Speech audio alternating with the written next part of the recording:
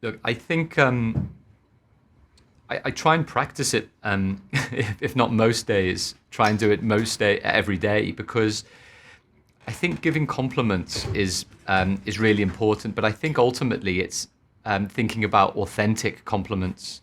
Um, I think generally people don't give enough positive feedback, but it's really important. I think a lot of the time to say positive, authentic things that matter.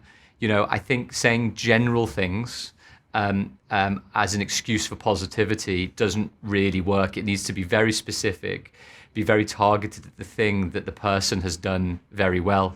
And even if it's something either in the team that I'd say to Chris or Johnny or Alex or Ollie or Sarah or anybody generally, I think the same applies for when you are speaking to people generally, either as clients, as contacts, as connections, is that when you see something that someone has done really well, the first thing that you should be doing either to their face or on WhatsApp or a quick email or something is just to say, you know what, great job on doing that thing really well. Because the fascinating thing that happens is, I think it's a human nature thing generally, is people feel very embarrassed about their achievements for whatever reason it might be. And I know that there's loads of psychological reasons. Either they're playing it down because maybe they don't think they're good enough, or they're actually don't know how to deal with the positive affirmation that comes from a compliment.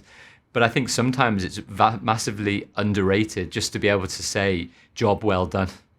And even more so when we're talking about Build the Invisible and Build the Invisible Journal, to be able to put something online in a time where we're just surrounded sometimes by this toxicity, I think that's the phrase, the toxicity of social media and everything that comes with it, is to put forward positive messages about something that you've read, you've listened to, that you've consumed, and just say, you know what, this piece was great because of this. Thank you for writing it. Thank you for speaking about it. Thank you for putting it out there. And I think that makes a big difference.